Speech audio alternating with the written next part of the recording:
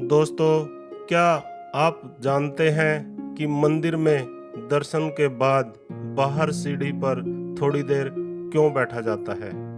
बड़े बुजुर्ग कहते हैं कि जब भी किसी मंदिर में दर्शन के लिए जाएं, तो दर्शन के बाद बाहर आकर मंदिर की पैड़ी या ओटले पर थोड़ी देर बैठते हैं।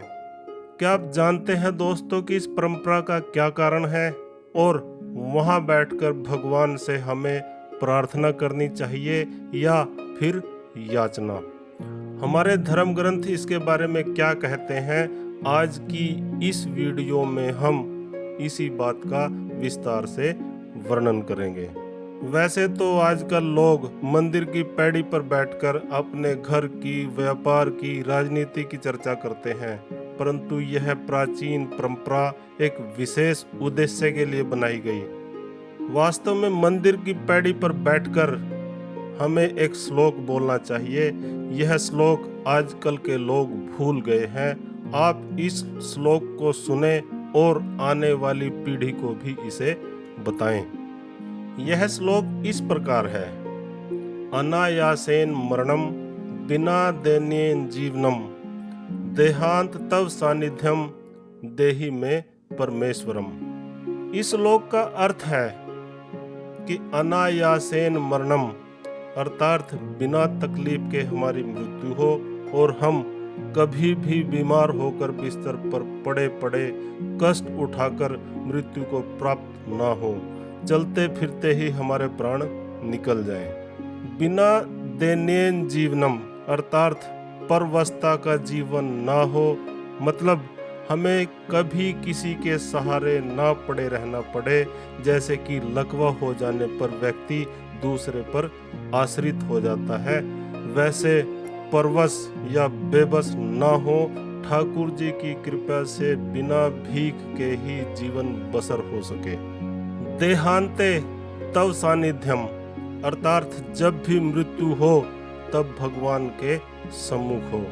जैसे भीष्म पितामह की मृत्यु के समय स्वयं ठाकुर जी उनके सम्मुख जाकर खड़े हो गए, उनके दर्शन करते हुए प्राण निकले।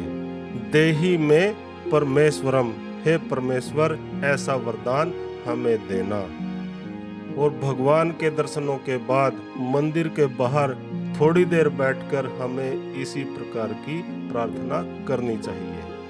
गाड़ी, लाड़ी, लड़का, लड़की, पति, पत्नी, घर, धन, इन सब के लिए भगवान के सामने झोली फैलाने की जरूरत नहीं है, क्योंकि यह सब तो भगवान आपकी पात्रता के हिसाब से खुद आपको देते हैं। इसलिए दर्शन करने के बाद बैठकर इस श्लोक में जो कहा गया है, केवल इस तरह की प्रार्थना ही करनी चाहिए।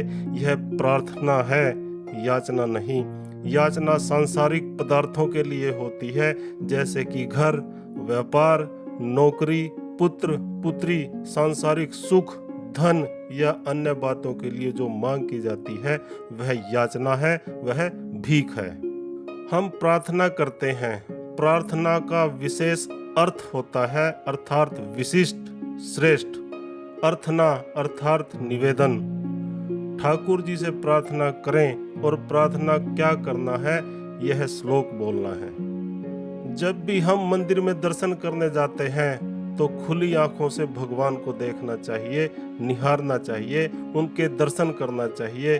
कुछ लोग वहां आंखें बंद करके खड़े रहते हैं। आंखें बंद क्यों करना, हम तो दर्शन करने आए हैं। भगवान के स्वरूप का, श्री चरणों का, मुखारविंद का, श्रृंगार का संपूर्ण आनंद लें। आंखों में भर लें स्वरूप को, दर्शन करें और दर्शन के बाद जब बाहर आकर बैठें तब नेत्र बंद करें। नेत्र बंद करके जो दर्शन किए हैं उस स्वरूप का ध्यान करें। मंदिर में नेत्र नहीं बंद करना।